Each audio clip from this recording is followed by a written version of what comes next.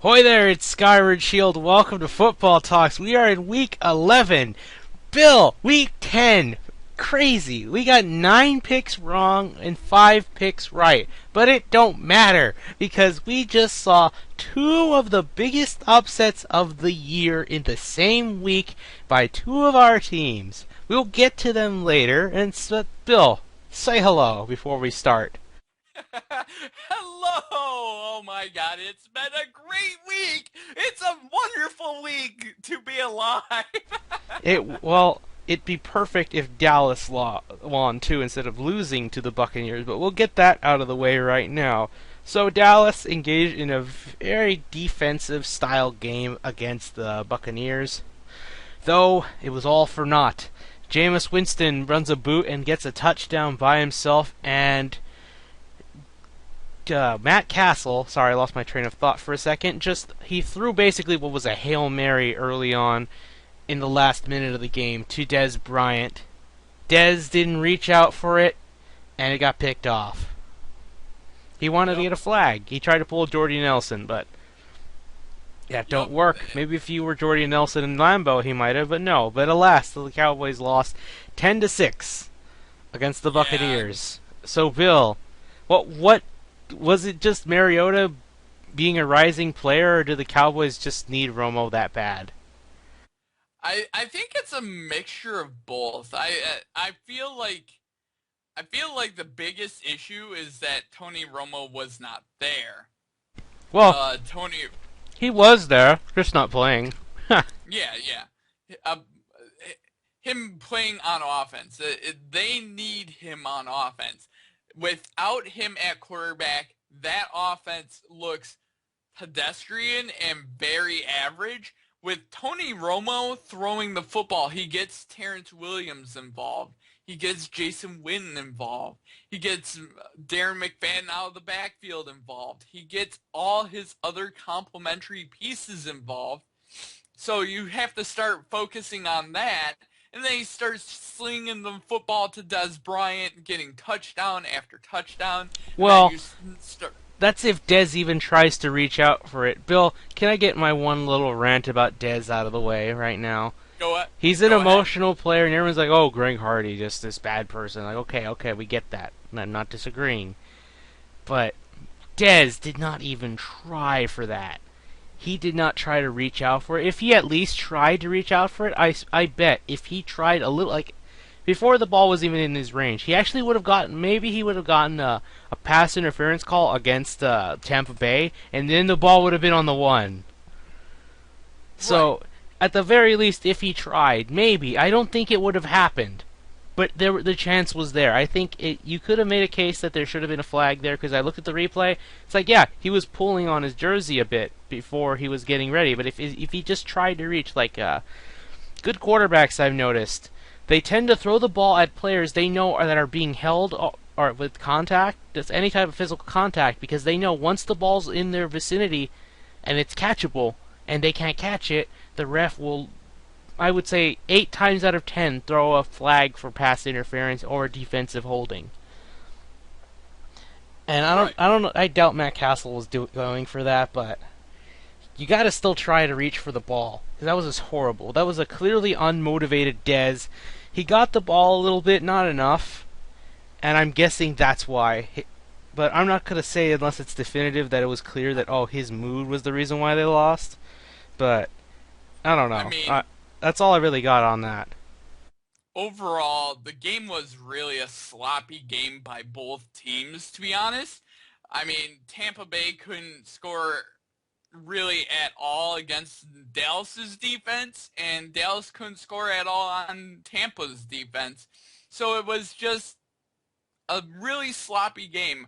I feel like Dallas had a few missed opportunities that they could have taken advantage of, especially off of Tampa Bay miscues. But you know, the thing that really hurt Dallas was they didn't they didn't take into account Jameis Winston's running ability, and it hurt them at the worst time. They didn't plan for that bootleg because the bootleg is going to be his most dangerous weapon in that red zone. You know? For his first few years, because sooner or later someone's gonna catch on and he's gonna get hurt, maybe. But he's definitely gonna get hit a lot by that. Now, from now on, I can expect the Eagles are gonna be ready for that, and that might cost them a game or a touchdown, and a game. Yeah. Ironically, I say that because these two are playing this week, and the Eagles and the Bucks need this. Because, well, the Eagles need it more because they're in their division. The Buccaneers they're pretty much out. Yeah. They're pretty much out. But considering a lot of the wild card teams minus the Vikings slash Packers, was one of them's going to be a wild card team. So maybe you can be frisky because your opponents are a 4-5 Rams team, a 4-5 Seahawks team right now. Those are the other teams that can go that are going for a wild card. Oh, and the Chicago Bears, ironically. Those are Yep. the teams that have the shot for the other spot, and you win this game against Philly, yeah. But that's for the picks later. But yes, I think it is because of Jameis Winston growing. I told you last week, Bill. Was it last week or the week before? Whatever. That I think Winston's going to be the better player this year. It might shift Yeah. to Mariota. Honestly, once Mariota and Bortles shape up to where their coaches want them to be, then all of a sudden the AFC South is going to be, I don't know, the NFC West. Yep. I think I I've mean, said I did say something like that, right, Bill? yeah, something like that. Actually, I hold on. mean, Sorry about that. Headphone troubles. They're fine. But I heard what Bill, you were trying to say something about the Titans and Jaguar quarterback. So what were you saying? yeah, basically what I was going to say is that Blake Bortles has already progressed in year two compared to year one, and I feel like Marcus Mariota is going to take that same step. And I feel like Bortles from this year to next year is going to take even more of a step. The Jaguars have a good quarterback in Bortles, and the Titans have a good quarterback in Mariota. And you know, you you're going to see the same progression with Jameis Winston as well. But I think Marcus is going to take a bigger step than Jameis will per year. Well, keep in mind, everyone's been saying Winston's the most pro-ready quarterback, and that's why you might not see as much of a leap because like he's already well into this stuff compared to Mariota. So And the leap, I here, guess, what?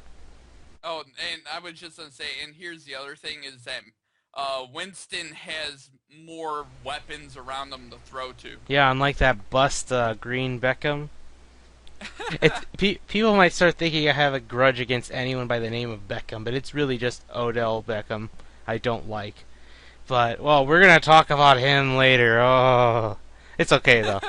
But all right. So yeah, back to this game. Well, since we're still on the subject, but Dallas is fucked. I don't know if I could really say they could take it. Well, it's hard to say that now, but think about it this way. They're only 2.5 games out behind. They're basically in the same spot as the Jaguars right now. Even though Yep. they shouldn't, let's be honest, Bill, they should not have won against Baltimore. I was robbed of a game right there. Yep. Because there was a false, for those that don't know, there was a false start. And had that been a Sunday night football game or any type of prime time, I guarantee you that would have been a scandal type. That's how serious it would have had to have been treated. Because it's a 1 o'clock game, eh. Or actually, no, if because it's not the Packers, the Patriots, the Giants, or the Cowboys, it's just eh. I mean, let's be real. Who cares about the Jaguars? Aside from Jaguars fans, of course. So Right. they should have lost that game. The Ravens should have been 3-7 right now. So honestly, I would say that the Cowboys are basically the Jags right now. They're 2.5 games out. They're still technically in it, though I've already buried them because they have very little room for error. The only way they could get away with error is if the other teams lose at the same week, which in this case, last week the Eagles lost and the Giants lost. The Washington football team won, but they're all at around 4 or 5 with Giants 5-5. So yeah, Bill, give me an honest thing here. how do you see Dallas going from here on?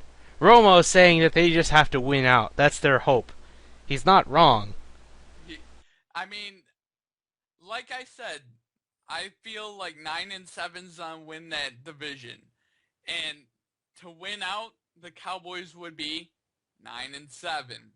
So they have a shot, but they need to win out. That is their only shot, because the winner of that division is going to be 9-7. It's looking like that. No team looks really explosive, or no team looks like it's going to run away with the division.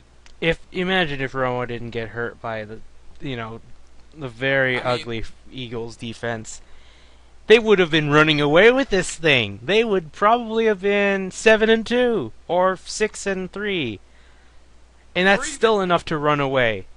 I mean, even otherwise, they could be even 5-4 and still be like a game and a half ahead.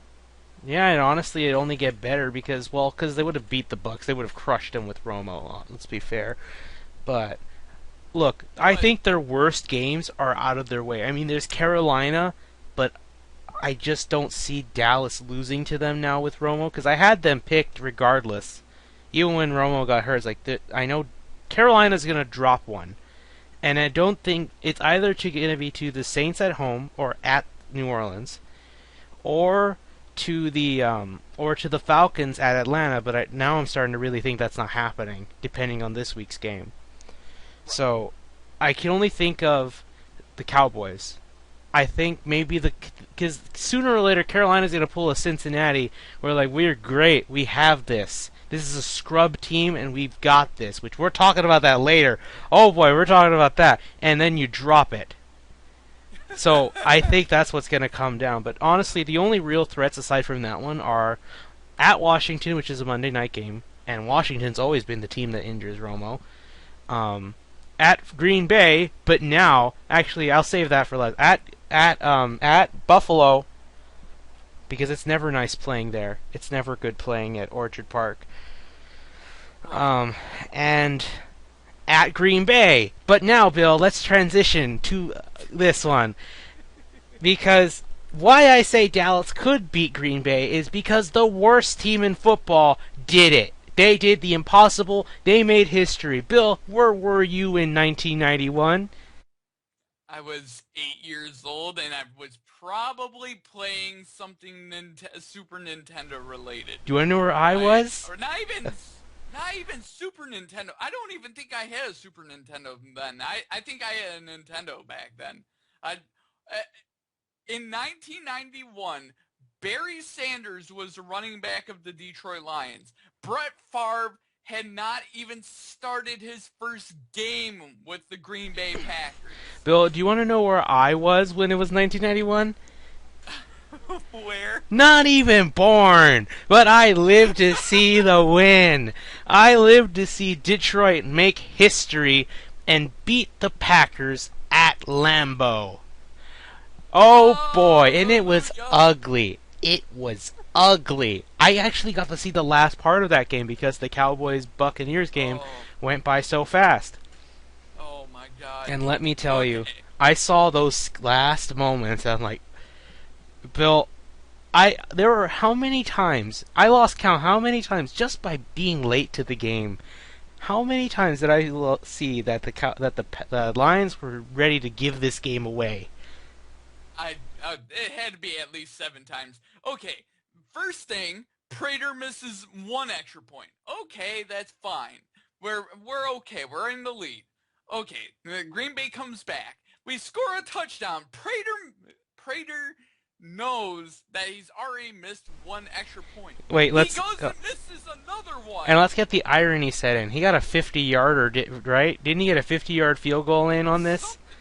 Yeah, something like that. He got 2 field goals that were longer in, no problem. Well, I don't know if they were no problem, but he got them in. So, right. But it's okay because he wasn't the only kicker that went down. But let's actually continue with the progress of the game. But go with what the Packers' their last drive. Describe the last drive. The Packers go down, march down the field, score a touchdown on our defense. They have been playing excellent the entire game against Aaron Rodgers. He just drives them down the field really fast. So they're down 2 points. With that missed extra point, they go for 2, which obviously you would want to do. So the Green Bay Packers line up and they throw the football from the 2-yard line towards Davante Adams. And the Lions defense tips it just barely away. Just barely away. He kind of dropped it, to be honest. Yeah. I mean, it was deflected a little bit by a Lions defender as well. So, okay. I breathed a sigh of relief. The Detroit Lions are going to win the game. They just got to get the onside kick. They just got to catch it. 33 seconds left. And then the onside kick happens. And they kick it. The ball hangs up there for what seems to be forever. And it comes down right in the lap, in the hands of the most talented wide receiver in the game, Calvin Johnson. Except he bobbles the football, drops it, and it lands in a Green Bay player's hand. Where I started cursing like a crazy person. I'm pretty sure everyone in Detroit did. They were either A, cursing like you, or just like, oh, they're blowing it. This is nothing new. I'm used to this. I probably was hyperventilating at that point. So they drive it a little bit further, and they set up for a field goal. Now, I don't know what happened. It was just a bad day for kickers. Let's be real. I don't care what happened, but the most miraculous thing happened. The Green Bay kicker somehow, some way, I don't know what happened. He botched it. He botched it. it. The ball came out like a wounded duck and landed in the end zone and was nowhere near good. And the Detroit Lions win in Green Bay. I never have to hear this stupid phrase ever again. The Lions have not won in Lambeau Field in X amount of years. That does not exist anymore. I don't want to listen to it. It doesn't exist. It's gone. It's forever. Wiped away from history. Now we're on a 1-game winning streak in Lambeau. And that's all that matters. I don't want to hear about Lambeau Field anymore. I don't care about Lambeau Field. It was over-dramatized anyways. Aaron Rodgers being invincible at home, that's a myth because he is able to be slain at Lambeau. Okay, Bill. And the Detroit Lions have proved it. Let me take the helm now. Like I said, you lost in Lambeau when you say you're invincible, but not only that, you lost to the worst team in football in the Detroit Lions. This is like losing to the 0-16 Lions if they had another shot at a game. That's humiliating.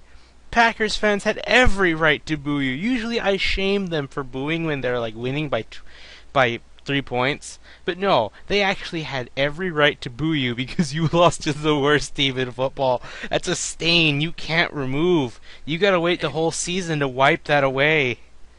And you know, when the Green Bay Packers fans were booing their offense, it was giving me life and energy because, you know, it makes me feel good that when they were losing to the Lions, that they couldn't move the football, they were booing their idol, their savior, their great quarterback, Aaron Rodgers. They were booing Aaron Rodgers in Lambeau Field, losing to the Lions. And that says enough, because that is the great thing about it. They lost to the Lions, and they booed, and they booed, and they booed their best player right off the field. Oh God, I loved all the people like, oh no, Aaron Rodgers, my perfect quarterback, you lost again. You're supposed to be perfect. All these impossibly high standards. And Aaron then Rodgers is not the GOAT. We already know who the GOAT is of quarterbacks. It's Tom Brady. Tom Brady. And here's the biggest issue. There was no coming out of the tunnel at halftime, so that way the Lambeau faithful can cheer you. There's none of that. You just lost to a better team that played better than you in Lambeau. You thought you could roll all over the Honestly, Lions.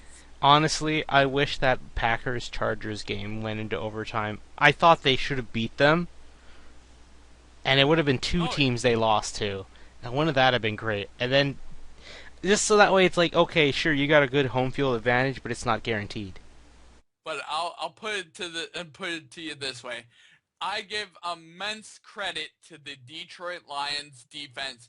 They were playing without a lot of players, and they still went into Lambeau on defense and played a heck of a game. They lost And almost all of their centers, though, or center backs, or no, cornerbacks. My bad, cornerbacks. yeah, they lost all their corners, and yet they still beat Aaron Rodgers. That's where I'm a little worried about this week's game. That's why I have the Raiders beating them. Yeah, spoiler alert, because they just got very little corners. And what was I criticizing them earlier this year, Bill? Of well, both of us, but I criticized them of their corners. But so Bill, now let's actually talk about the game, like the highlights. There are two plays I want to mention. First, Bill, Amir Abdullah nearly going all the way. If only he housed it. If only he housed it. I wish he did. That would have been great pleasure to see the Packers fan just their hearts already broke a little there, but that would have just shattered it at that point. Right. Just wow, I'm impressed. But what did you think of that, Bill? How do you feel about Amir Abdullah with seeing I that? mean, it gives me hope for the future. Now, if he can just maybe hold on to the football when he's running it, and we'll call it good. I mean, I bought into the Amir Abdullah hype train, Oh, and we then he all started did. fumbling. He started fumbling like a crazy person, and he got demoted where he belongs. Uh, but the future is bright with Abdullah. All he needs to do is hold on to the football. And if worse comes worse and he's not that good of a running back, we still have a damn good punt returner and a kick returner. Yeah, but honestly, I think he'll get better at holding the ball, like in the passing of seasons. Like he'll gradually get better, but just the sooner they get him to handle the ball better, he'll start seeing him more. But honestly, the more I'm gonna expect to see him is when it comes down to the like first and goal, second and third and goal type of drives, just Right. so that way he can power through quickly through a line and just get a touchdown, easy touchdown. I mean, isn't that what was it Joik Bell or Theo Riddick who does that? I think it was Joik Bell is usually meant for that, but you know, Yeah. to me, when the more running backs you have, the more versatility, and it keeps the defense on their toes. Especially if Yep. you switch them all the time, because then it starts fucking with them. But anyway, so the other play I want to talk about, Golden Tate just breaking like 3 tackles. That was essential for the second touchdown. Yep. So thank God, Golden Tate is like, I'm hungry for a win. Okay, you proved your hunger. He didn't get a touchdown though. I wish he did, but you proved your hunger by getting there, by just Yep. making a great play. That to me, that play was also just as important as the Amir Abdullah run. But Yeah. anyway, continue. One last thing, just about the Golden Tate play. He proved that he has the heart and that he has the will to win, and that's all that matters to me. Okay, Bill, but let's be real. Is Caldwell still going to get fired? I still think he is. Yes. Yes. He's a dead man walking. And honestly, I had one complaint about him. Because, my God, we're going to talk about Houston later. But when I compare, what I like to do, this is probably a little weird, but I like when teams, especially when they pull off upsets, I usually don't care who it is. I like to see how they react in the locker room. Houston, everyone went nuts, including Bill O'Brien. He was like, "I'm not gonna do this. I don't want to do this." But just everybody, it was infectious, and he just like said, "Fuck it," and just cheered along with every other Texans player in the locker room. But Caldwell kept it so. I wouldn't want to say professional, but I can't think of a better term for that. Even keel, mellow. It's like, come on, you just made a big win over a team that everyone says is like the best. Like when you beat like a top 3, top 5 NFL or any sports team, you should just let your players go ballistic in the locker room. I'll put it to you this way, and this will be the last thing I say about the Lions, is that he's taking off the edge to the Lions. When they lost in the playoff game, he was mellow, took the edge off of it. Well, this is this year. Well, yeah, this is this year, but use the other thing as motivation. Whereas now, if you would think if New England lost the way the Lions lost, do you think that they would be sitting there and using, oh, this is Oh, this year? they'd be playing like this right now. They would say that, but they would use that game as motivation. No one on the Lions is using that game as motivation. If it was the New England Patriots, they would have tape of that game playing before every practice. This is what the NFL thinks of you. They don't want you to win. They don't want you to win. And then you would have a bunch of motivated players that want to go out and prove everyone wrong and beat the shit out of teams. And that's what I was hoping for this year. This is why I expected them to be a Super Bowl team this year, not a 2-7 team. But Caldwell got rid of the edge. Oh boy, but yep, I agree. I can only hope whoever replaces them also gives them the edge. Maybe a Harbaugh, but I doubt he's leaving. It doesn't look likely that he is leaving, Right. based on how he was talking. Especially when he mentioned Steve Smith, like, oh, he's coming. Like, I want to see him come next year. It's like, oh yeah, you're definitely not coming. But can you blame him? Harbaugh has a lot of respect. They have a lot of respect for Harbaugh in Baltimore. Of course, they don't want him to Right. leave unless they absolutely have no other way.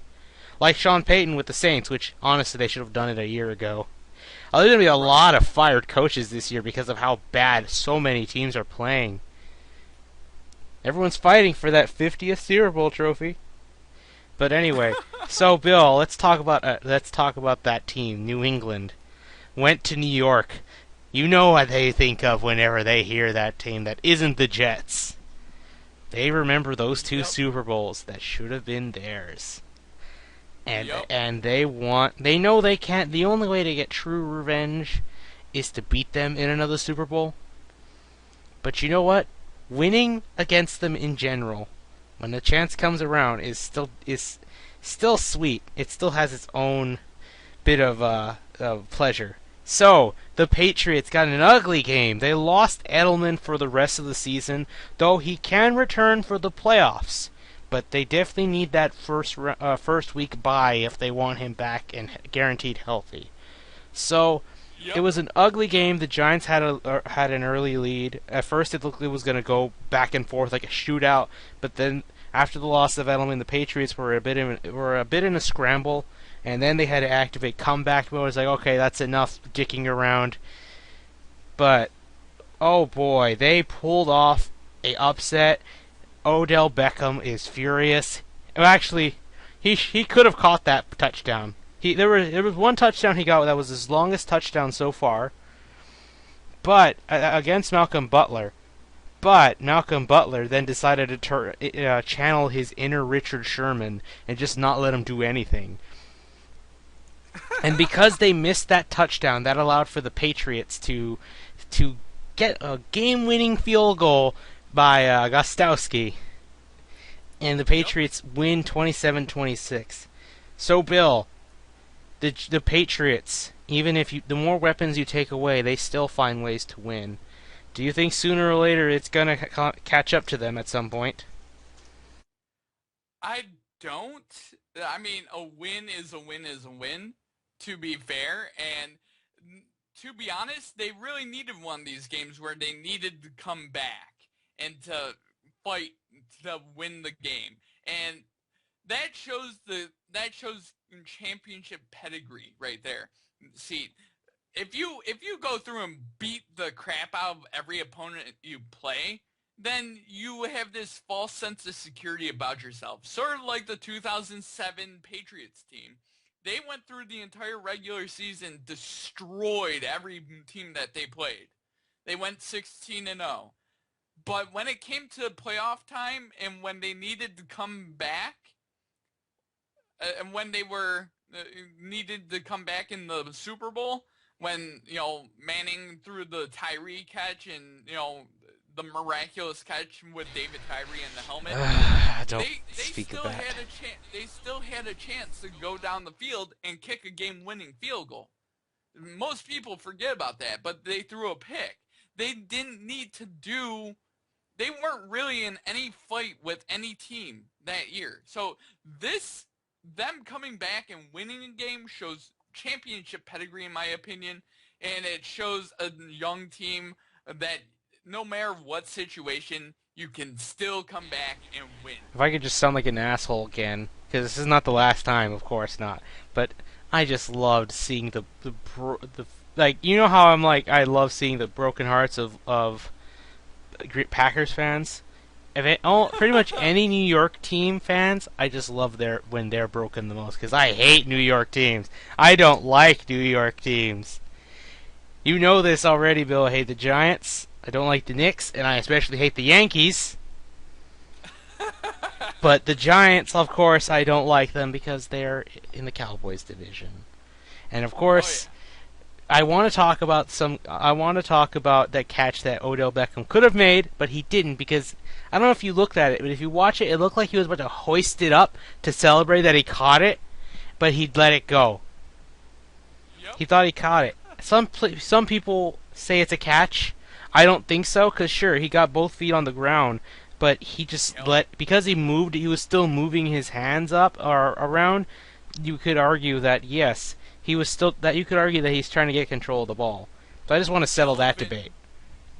Calvin Johnson rule. You have to keep control of the football throughout the process. And he did not, and they lost. I don't. It's the exact same thing with Dez last year in the playoffs, No, etc., that's etc. its own rule. That's a football move. Do you know what a football move is? To me, a football move is just trying to catch the damn thing. A football, it's turning and running. It's the act of the catch itself is one move, and then turning to run after the catch is technically considered the next football move. Honestly, I still don't think the refs know anything about the rules, as clearly It shown of how many games they botched. the the, the NFL is horrifyingly badly officiated. It's one of the worst leagues in the entire in the entire sports of refereeing. I mean, next closest is soccer. Yeah, I remember when that one year in NBA where that one ref was like rigging games to make sure that other teams could stick around. I don't Oh was it yeah, NBA? I think it was NBA. But that was a big scandal about 5 to 10 years ago. oh yeah, I remember. I forgot which teams were the biggest victims of it, but that's besides the point. But oh boy, Malcolm Butler, I like where he's going, and he's getting that acknowledgement. To go from like I'm glad he just didn't become that one and done, like, oh, I made this moment in history, Right. and then I just disappear into the brush, never to be seen Like, again. He could have done it, and we won't be mad because he's still a hero for to New England fans everywhere. But still, I like how he's growing, and he's definitely going to turn to one of the better corners in the league, an undrafted one, no less. It's got to mean the something. the Patriots are good at drafting, and they're even better at finding the people that aren't drafted that they can add to their team. Yeah, so I'm just I'm great. It's great, but I'm pretty sure Malcolm Butler thinks he still lost that battle because he gave up a touchdown. Oh That's yeah, still, but no doubt. obviously you Oh, what? no obviously as a professional you're gonna feel like that no matter even if the person has one catch you're gonna feel like that. Well, unless it's for a loss. I But mean, still, that's one catch more than he should have. um, Is a lot of people is a lot of people's expectations for themselves. yeah. So the other thing worth mentioning, Gronkowski's longest catch of the year.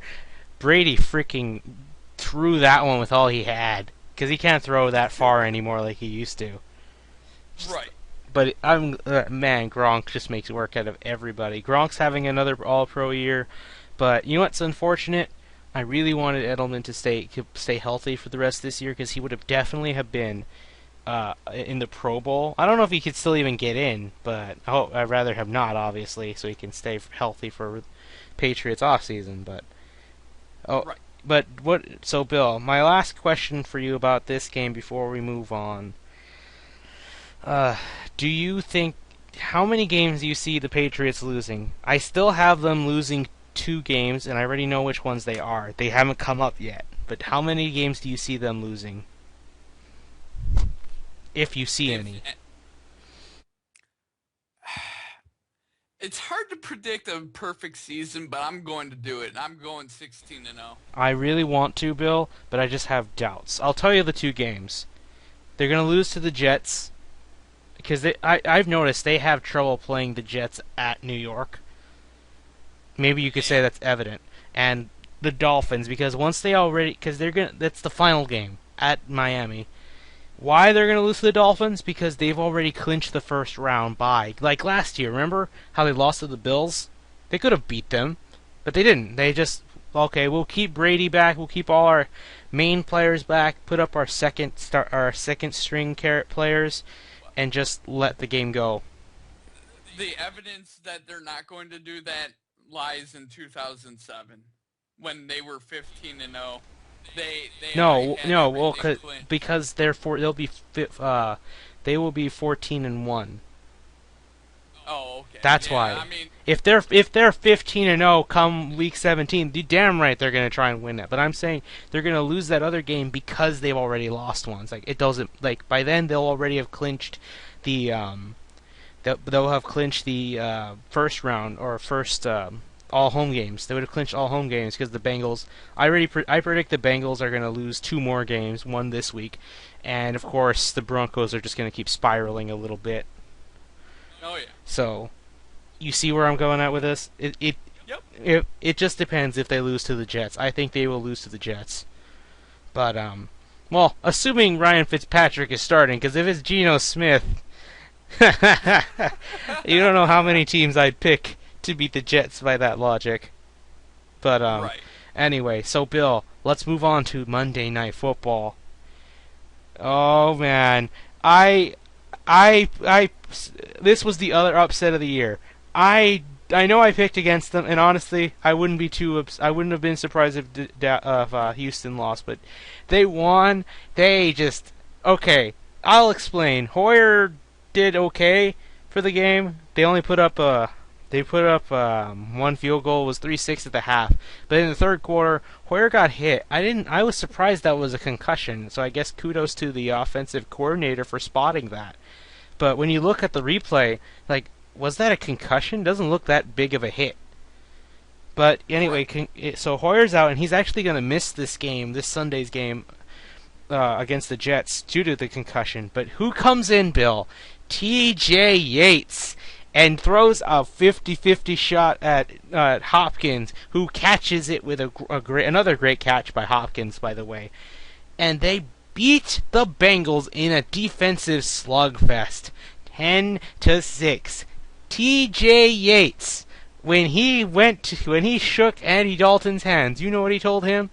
I own Oh you God. and the Bengals. I own you and the Bengals.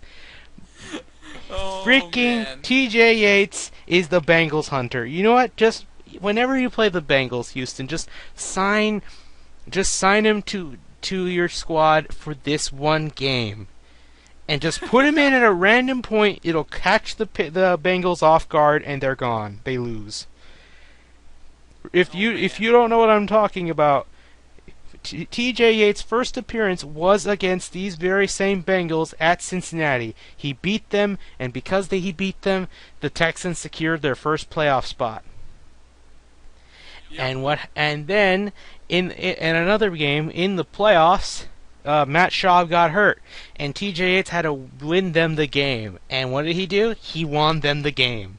It was an ugly win, but he beat the Bengals again in the playoffs. That's where I told you, Bill. The Bengals always lose to an AFC South team in the playoffs. It's just in their blood.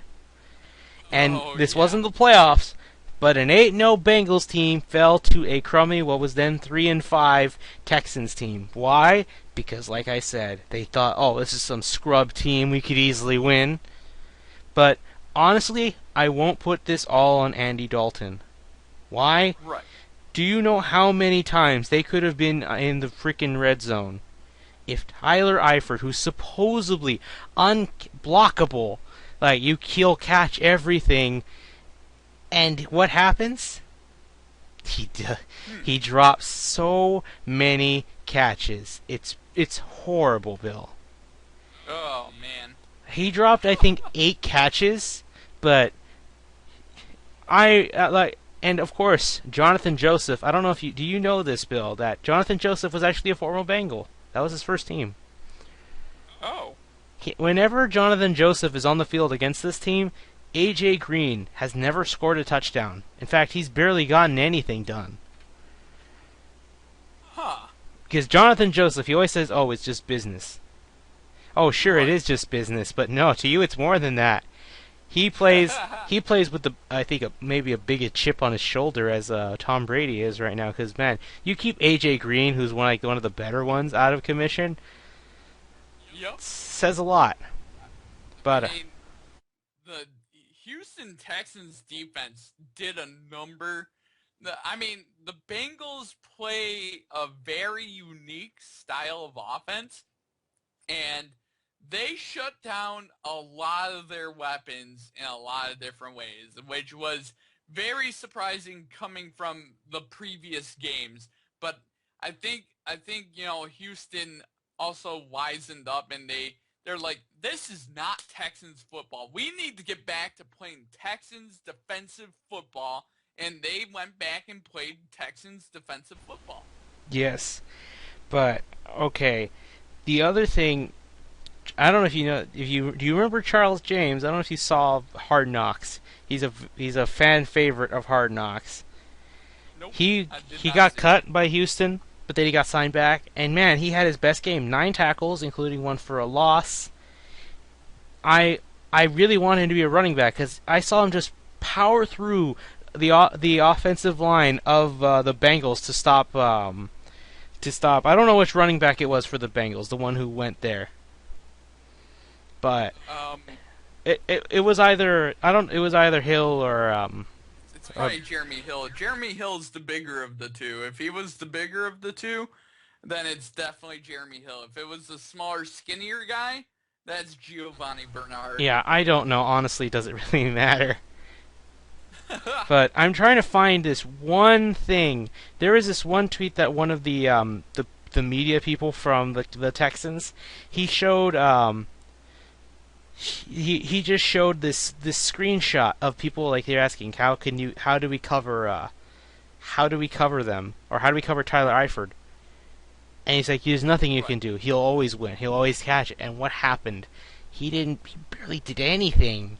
I, I'm just, wow. Bengals fans, of course, were salty, but now this is the perfect time to transition to Andy Dalton's salty message.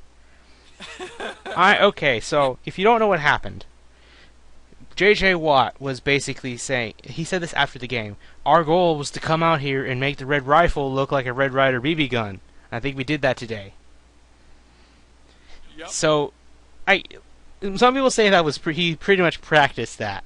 I would kind of agree, because Red Ryder BB gun, Red Rifle, it's too good to be a coincidence. But that's not the point. Andy Dalton's response. This makes no sense. I'm disappointed in him for the integrity of this game. I have a lot of respect for him. He's a really good player, and there's a lot of kids and a lot of people that look up to him. And for him to make comments like that, it just shows that it's acceptable to do that kind of stuff and say that kind of stuff. So, I mean, it's disappointing for one of the best players in this league to come out and say something like that. There's more to it, but that's all you really need to see, because it's just circular reasoning at that point. Think of the children, Bill. The children.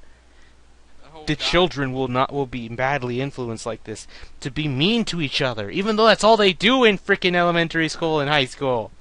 I mean, here's the other issue, is that what he said really wasn't even that bad. It's just stupid. What J.J. Watt could have said is, we wanted to turn Andy Dalton from, a 26-year-old man to a 4-year-old toddler. I mean, he could have said that. I mean, good lord. He could have said Andy Dalton was running around scared and shitless on the field. He was running from us. He couldn't stand the pressure. Blah blah blah.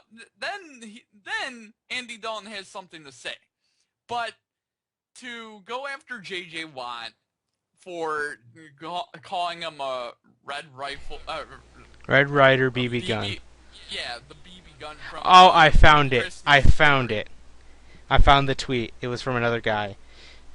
I'm gonna read. Can I read this to you, Bill, or do you Go want? ahead. Okay.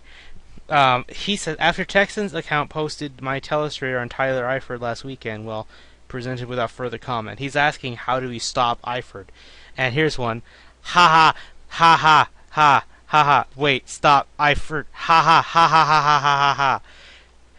Good luck. Maybe they could slow him down, which leaves Jones, Sanu, and Green open. Dot dot dot dot dot. Texans made a fool out of themselves in Houston. Stop, please.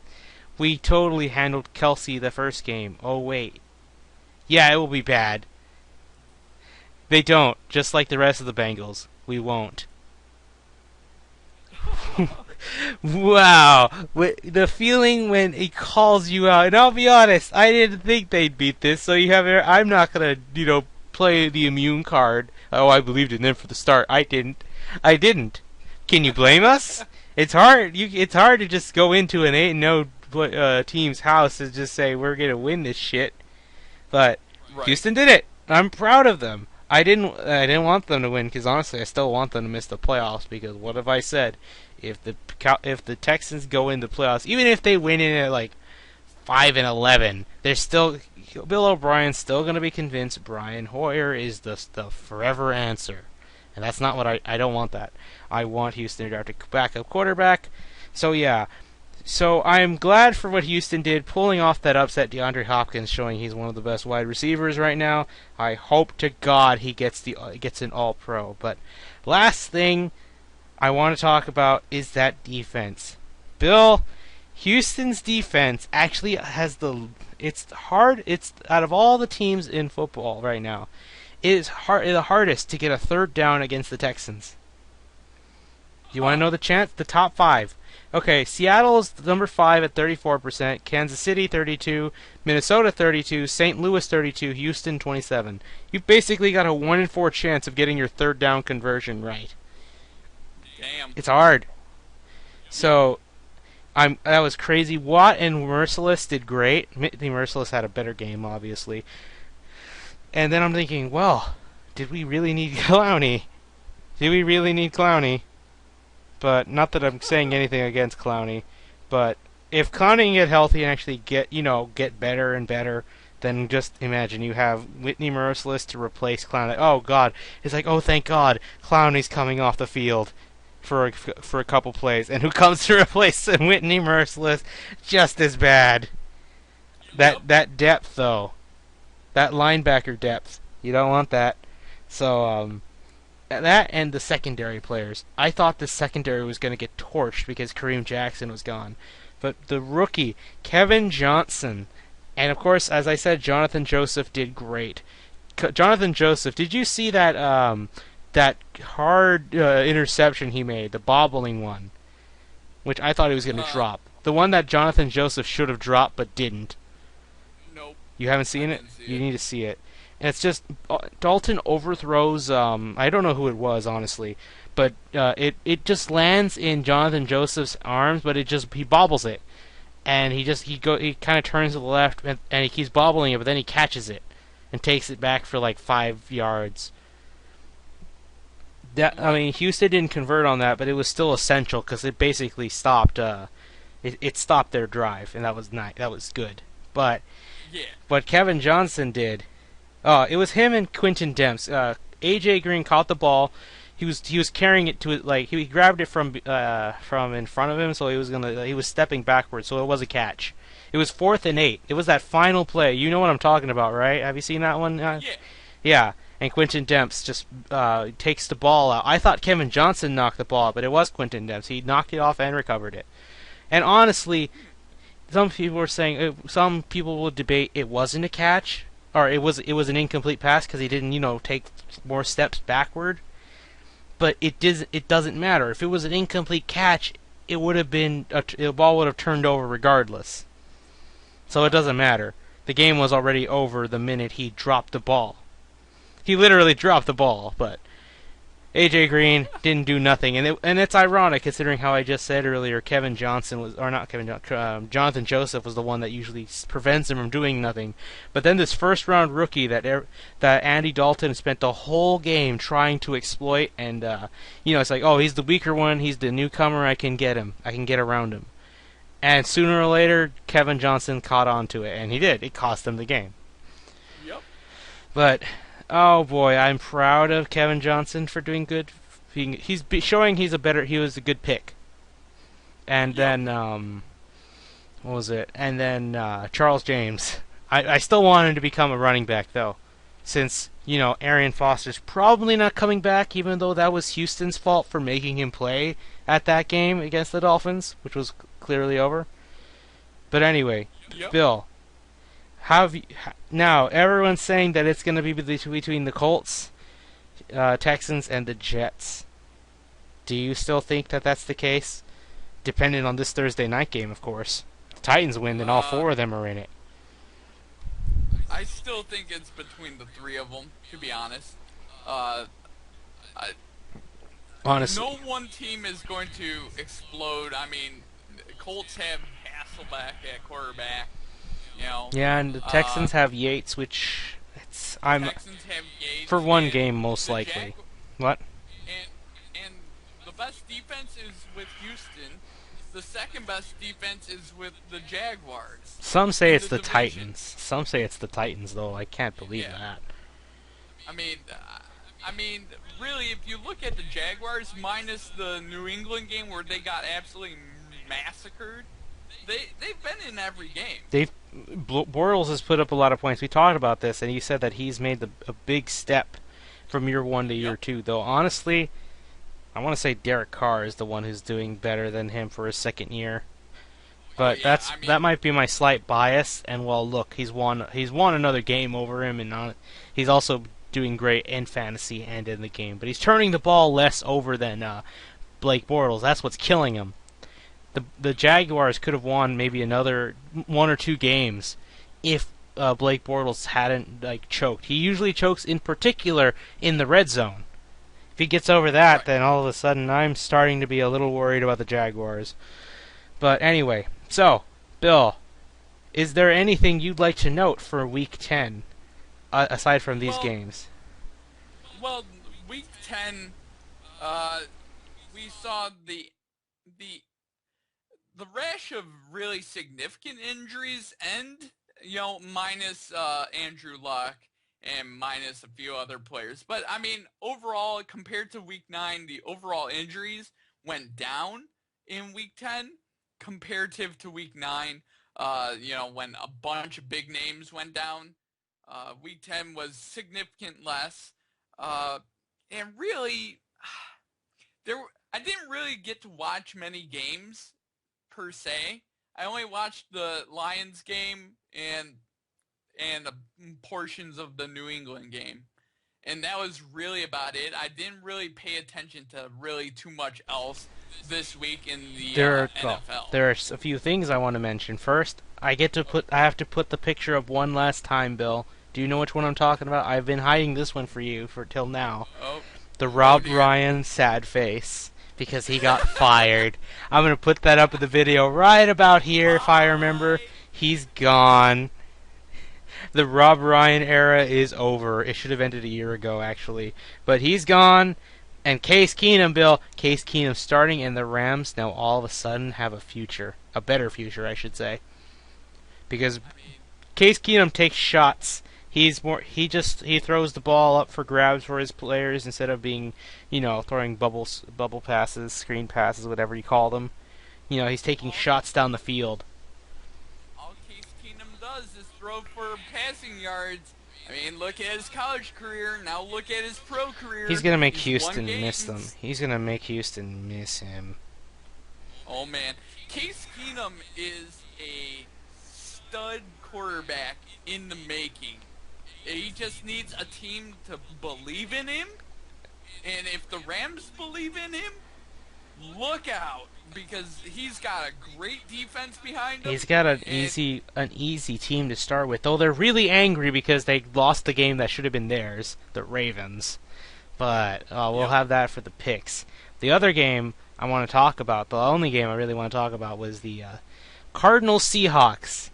You and I were split on this. You said Seattle would win, and I had the Cardinals. But at first I thought, oh god, this is not going to go anywhere. This was going to be like a 16-10 type of game. But no, the Cardinals exploded in the second quarter. 22 points. Ugly. But of course, Seattle came back, actually took the lead, but a combination of Andre Ellington and who was the... There's another player, I forgot who it was, but it was Andre Ellington and a couple other players, but it was thanks to them, players like him, that they won. And of course, the Drew Stanton dance. Oh god. That should be a meme, but it won't be. But it's still funny. Nope. But Bill, I'm gonna tell you, I'm really cashed in on the Cardinals going to the Super Bowl as long as they stay healthy. They will definitely make the Super Bowl. It's gonna be. Possible. It really depends on who gets what, but if the Packers, it looks like if they get into the playoffs, which of course they probably will, they're definitely not having the first seed. They are not this time. And I'm not saying it's because of Jordy Nelson being gone. I think it's because they don't have a good defense, and they play like the Colts do. The Colts during both the Luck era so far and the Peyton Manning era just have a good offense that stays on the field and exhausts the defense and take advantage of the weather of Lambeau with being frigid. Because I remember I heard a player, Dwayne Brown, the left tackle for Houston, right? Yeah. He has a radio show, and he said that he did not like playing at Lambeau because what Aaron Rodgers will do to you, he will exhaust you, and then it's hard to really catch your breath in the cold weather. So it's just really hard for Houston offenses, or for any offense to go out there too.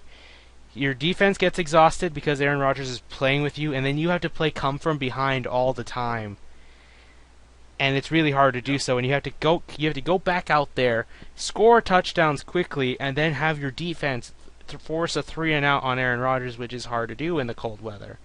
But yeah, I'm gonna say it's gonna come down to the Cardinals and Panthers for the first seed, but I'm pretty sure it's gonna be Carolina now because Arizona just lost 2 games they shouldn't have lost to. They should have beaten the Rams, and they should have beaten the freaking Steelers. I don't know how they lost to the Steelers without Ben Roethlisberger, but it's okay. Actually, you want to know something crazy? Did you know that the Browns actually could have got Bruce Arians, but they turned him down? They didn't like it. They didn't like his personality. They didn't think it fit. Oh, that's the other thing. The Browns are starting Johnny Manziel. A bit too late, but I still have Pettine as my worst coach of the year because at least they cut Philbin off. But Pettine, you don't want to start Manziel. If you want him to grow in character, you got to put him in these leadership situations. This is like, oh, just sit there. Sit there for the whole season, and I expect you to become Aaron Rodgers type of level come next season. It's like, oh, I'm going to teach you how to do the thing, but I'm not going to let you actually do it. You're just going to watch. You really learn how to do something when you're actually doing it, when you're practicing it. Does that make any sense? Yep. So Manziel's going to start for the rest of the season. A shame, because it's going to go to shit. Because he's got to go to the Clink. He's got to go to... where else do they have to go to? I'm going to check. Yeah, they got to go to the Clink. They have to deal with the Ravens again, which, I don't know, the Ravens will probably be pissed off from that. They got to deal with Cincinnati again. It's just there's only really 2 games they could steal. So I'm like, oh god. I mean, they got the 49ers, so that's at least one they could win. But you see what I mean? It's just you put Manziel in at the worst time. You could have put him against teams that they could have kept up with. But Yep. oh well, that's fine. Yeah, it's adversity that shapes your character, right? Right. But anyway, so Bill, are you ready for the picks? I am ready for this Oh week. man, it is pick time. All right, Dun, so dun, dun. start us off with the next set of color rushes, or as I like to call it, Thursday Night Football, aka in making fun of all the colorblind people in the world. Today, Oh, jeez. today, the light blue Titans against the ugly tan Jaguars. Bill, sorry, I stole your job for this one, but I just love making fun of the color rush. It's okay. So, Bill, who do you have? I've got the Jacksonville Jaguars playing at home, winning the game. Why do we have to have every team with a primetime game? We could have got a better one. But you know what? Fine. At least you got these 2 teams to play in a game that not everybody's gonna watch because not all of us have NFL Network. At least it wasn't a CBS game. Now, if only they listened to that with Washington and New York Giants. But oh well. I have the Jaguars winning. This is actually gonna be. I'm calling a 43-30 game. Oh jeez. Wow. It's gonna be a shootout, but you know the Jaguars will win comfortably. Oh man. All right, Bill. Before you geez. start Sunday, I will be right back. Okay, I'm back. Let's get started with Sunday Night Football, Bill. The Sunday games. Here we go. The 1:00 games. The Oakland Raiders at the Detroit Lions. What a way to start off. All right, Bill. Like I said, whoever scores first is going to just pummel the other team's defense, and I have the Oakland Raiders doing this, but it's okay. Both these quarterbacks are gunslingers, and if it becomes a shootout, that's the game I want to see. Those are the games I love. 2 quarterbacks that I like are just going to duke it out. Maybe it'll be as good as the Broncos-Cowboys game that was a few years back. I didn't like the result, but I still loved watching that game. Top 5 Maybe games I've I'm- lived to see. Sorry, your turn. Maybe I'm drunk off of just what happened on Sunday. I can't blame you. But I'm going Detroit Lions to beat the Oakland Raiders. Both defenses are really hurt, and like you said, it's going to be a crazy score game. You know what It's determines it for me? The Lions secondary is battered worse than the Raiders. The Raiders has been hurt, but they still kept it together. The only thing I'm a little questionable about is their safeties, but I just Yep. still gotta go with the Raiders because I just trust Derek Carr to Michael Crabtree or Amari Cooper over Calvin Johnson and Golden Tate. As much as I love those 2 as well, it's just that maybe unless Cooter just says give the ball to them more, then it'll be fine for the Lions. But it'll be a fun game. I hope it will be. I don't want it to be a one-sided affair, though. right. Next game. All right. That is the Indianapolis Colts at the Atlanta Falcons. This one's going to be closer than you think. I'm calling an overtime game, but the Falcons will take it. Devontae Freeman's going to run for 60 yards all the way to the end zone. That wins the game. I also have the Atlanta Falcons running all over the Colts defense. Devontae Freeman's going to have a 200-yard game. He's going to go off. Oh boy, that's fun. Start him, guys. Well, I would try to. I don't trust the Falcons offense anymore. Next up, the St. Louis Rams at the Baltimore Ravens. Case Keenum starts. Let your Case Keenum flags fly. I have the Rams actually beating the angry Baltimore Ravens in overtime as well. I got a second overtime game, Bill. You haven't seen the last of these. I'm telling you that right now. The Rams gonna win this one. I also have the Rams beating the Ravens, but I don't have it in overtime. I have them beating them pretty handily. Oh boy. All right, Bill. Next up, the Tampa Bay Buccaneers at the Philadelphia Eagles. All right, Bill. I'm just saying. Oh no, no, this isn't the one. Never mind. I thought it was. No, the Eagles are gonna win this one in a comfy 23 to 17 game. It'll be a good game, but I just have Mark Sanchez somehow taking it. It's gonna come down to the run game for Philly. They're gonna run all they've got. Yup. I also have the Philadelphia Eagles taking down the Buccaneer flag really quickly and making them wish they hadn't come to Philly. It's a no-fly zone. No-fly zone. Not even flags. But next game. Next up, the Denver Broncos at the Chicago Bears. Here's one of my upsets of the week. I have the Chicago Bears. Apparently, I picked this one weeks ahead of time, because I picked all my games earlier before we started recording this at all, and I had the Bears winning because I thought the Broncos were going to be like 4-5, but no. I'll be honest. Jay Cutler is their hope for Chicago, and honestly, I think we got to stop making him the butt of our jokes because he's no longer that anymore. So I'm gonna give it to Chicago, and they're gonna go 5-5. That's ugly. I don't like saying that. I have a bad taste in my mouth. And I also have the Chicago Bears beating the Broncos. Broncos have Brock Osweiler at quarterback. Yep, picking against them immediately. Even though you were saying he's gonna be their Bears. franchise, but I think maybe come next year. He's their franchise quarterback, but he's not a good franchise quarterback. I'm sorry. All right, that's fine. Whatever it takes for the Raiders to win next year.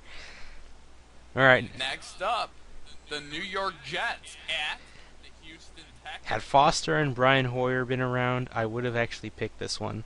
Yeah, you heard me. I actually would admit Brian Hoyer would win this one. But no, they have neither, and as much I like TJ Yates, I would love for him to pull an upset, but I gotta give it to the Jets. Fitzpatrick wants revenge.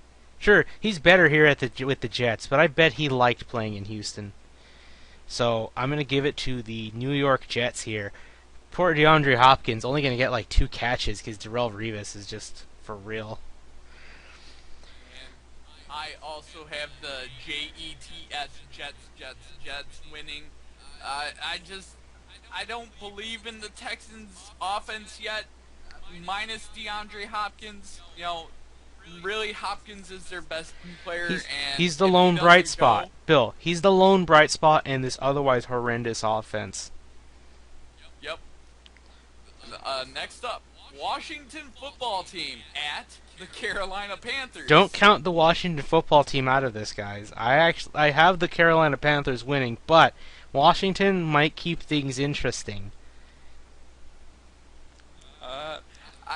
Washington might keep it interesting, but I don't think that's going to happen. I think Kirk Cousins is going to throw a few interceptions, and Carolina's going to win like 27-10. Oh, I have a question for you. Do you think Kirk Cousins is their hope, their future? Do you think he's a future? I think he's way better of a quarterback than RG3 by a long shot. Yes, he is. Next up, the Dallas Cowboys at the Miami Dolphins. Romo returns. It's going to be ugly, but you know what? I'm going to take the Cowboys. We have 2 of the dirtiest players. This is the dirty bowl. You're going to need to wash your hands with holy water after you're done with this because the sin is everywhere. Ndamukong Suh hosting Greg Hardy. I mean, not like they're going to play against each other, but oh god, you don't see this that often. The only way it could get worse is if Ray Rice made a cameo here. But I have the Cowboys taking this one in an ugly game. Why? Because I just trust Romo more. Tannehill, while he won in the last game, there were times where they could have lost it all, but the Eagles just botched it because that's what I expect them to do. Ha! I fear for Romo's safety. I do too. Let's make that clear. With the dirtiest player here, Sue might step on him. Yeah, I mean, I fear for Romo's safety, and I really hope he doesn't get injured or he's totally 100%. So I'm going to go Dolphins but I can see how the Cowboys can win. I'm going with the Dolphins just because it's Romo's first game back. He's going to be a little rusty. They're going to run the football, and I think the Dolphins are going to come in and expect Two things. The Dolphins' defense got a lot worse without Cameron Wake. He is essential. I'd say more important than Sue. But the other thing, I don't. I just can't see. I just can't see Ryan Tannehill, pulling off a big game like against Houston. That honeymoon phase that the Dolphins had, just it ain't gonna fly here. And honestly, I trust Romo in the clutch, and I really want him to win all those games, just to spite the Romo haters, just a little more. Some are still not convinced that they need Romo to win these games, even though they just lost them all. So I would just love for him to win out, and this is the way to start. So yeah, next game, Bill. The Kansas City Chiefs at the San Diego Chargers. This is my other upset of the week. The Chiefs are actually the favored candidate here, but I actually have the Chargers winning this one. Because why? Phillip Rivers is the better quarterback, honestly. I don't know how, but despite how his team gets worse and worse, he still finds ways to put up points. And I see that happening here compared to the Chiefs. I've got the Kansas City Chiefs beating the San Diego Chargers. The Chargers defense apparently doesn't want to play, and I mean, it's really just Phillip Rivers that's there. Yeah, I mean, really, that's all they have. If not for Brady and Carson Palmer being around, I would have given the MVP award to Phillip Rivers because he's seriously carrying as best he can, but. To me, that's the proof that a quarterback can't win games by himself. He needs everyone else there. But it's a quarterback-driven league, but everyone's like, oh, Aaron Rodgers, you could give him any player and he'll win games with them. No. Nope. Maybe Tom Brady could, but even so, he still needs every other player. He still needs Gronk, he still needs Edelman and Amendola, or at least two-thirds of them, because he's going to need that this week. Next game. Right. Next up, the Green Bay Packers at the Minnesota Vikings. I have the Vikings taking this. Well, here's a crazy thing. The user consensus is split 50-50. I have the Vikings taking it because they're at home, and it's going to get loud, and that Vikings defense is going to sack Aaron Rodgers 3 times. It's going to be bad. Packers, 4-game losing streak. What? My perfect Aaron Rodgers. Too bad. I've got Vikings winning this one. The Vikings are going to beat the Packers, and then Aaron Rodgers is going to hold a news conference and spell out R-E-L-A-X. He's going to spell it out in every language at this point. And then they're just on a losing streak, and it warms my heart to see. Oh, it will warm my heart too. Next game. Next up, the San Fran 49ers at the Seattle Seahawks. Oh boy, this was supposed to be the original game of the week, but I'm glad they switched it. Seahawks are going to blow out the 49ers. I'm not buying into that shit again, San Francisco. You're done. You're gone. Yep, I got the Seahawks blowing out the 49ers as well. They're nowhere near where they used to be. They are mad after what happened last week. Ha! Too bad. They've already lost the division pretty much. Yep. Okay, the Sunday night football game, the Cincinnati Bengals at the Arizona Cardinals. Like I said this before, but originally it was supposed to be the Chiefs-Chargers game to be Sunday night, but this was the first switched game. And the Bengals have a third straight primetime game. Andy Dalton needs his sunlight because I told you Andy Dalton is solar-powered. There's no sun. Sure, it's the desert, but it'll be well nighttime, and it's cold and frigid. I have the Cardinals. The bird beats the cat. The Cardinals win this one easy. And here's where I differ. I have the Bengals going into Arizona and winning. Oh boy, you sure about that, Bill? I don't know. After Tyler Eifert drops like 8 passes. See, but that's I'm getting motivated to not do that ever again. You're the Bengals fans are hoping so, but I don't know. Actually, And I expect Andy Dalton to throw like 3 picks this game. Peterson and Honey Badger just taking him. all right, and then the Monday night game, the Buffalo Bills at the undefeated Patriots. I have the Patriots taking this. In fact, I think it's going to be just as comfy of a win as it was against them at Orchard Park. Rex Ryan's going to give it all he's got, but I just don't think it matters. He's always come up short, just like before when he was with the Jets. It's going to happen again with the Bills. I see a blowout with the Patriots beating the Bills. Bill, actually, we have Thursday night games to talk about, but this is going to be the most. We have 3 games because it's Thanksgiving. Yep. Let's get into them. Thanksgiving games. All right, the Thanksgiving games are the Philadelphia Eagles at the Detroit Lions first. All right, this is where everything goes to shit for the Eagles. Like I said, this is when the bomb goes off. The Lions are gonna beat the Eagles, and here comes the downward spiral of Chip Kelly's career. And I've got the Eagles beating the Lions. Are you sure, Bill? I just don't think I thought Mark Sanchez would play better against the Dolphins, but no, he did not, and that's where I'm like, no way. Because, Bill, you got 2 choices. You're expecting the Sanchez that blew out the Cowboys last year, but I'm expecting butt fumble Sanchez. That's the one we don't want to see. Next one. Next up is the Carolina Panthers at the Dallas Cowboys. This is the game. I told you the Cowboys are going to beat the Panthers here because the Panthers are due for a loss, and out of all the teams in their schedule, this one makes the most sense. If they're going to go down the same way the Bengals did, I'm going Cowboys. And since I still have them undefeated, the Panthers, I still got them undefeated here. I gotta pick Carolina. I can see how Dallas can win. It's a national televised game. It's against a team that's not as young and is going to be in their first Turkey Day game. I just see how Dallas can do it, but I gotta go with an undefeated team. All right, Bill, last game. The Chicago Bears at the Green Bay Packers. What a joke. They're going to get blown out like 44-20. Those 20 points are garbage time points, by the way. And I also have Green Bay winning. Of course you do. I'm not unsurprised. So yeah, in case we're late for the recording of that, have a happy Thanksgiving. Indeed. All right, Bill. Anything else you want to add?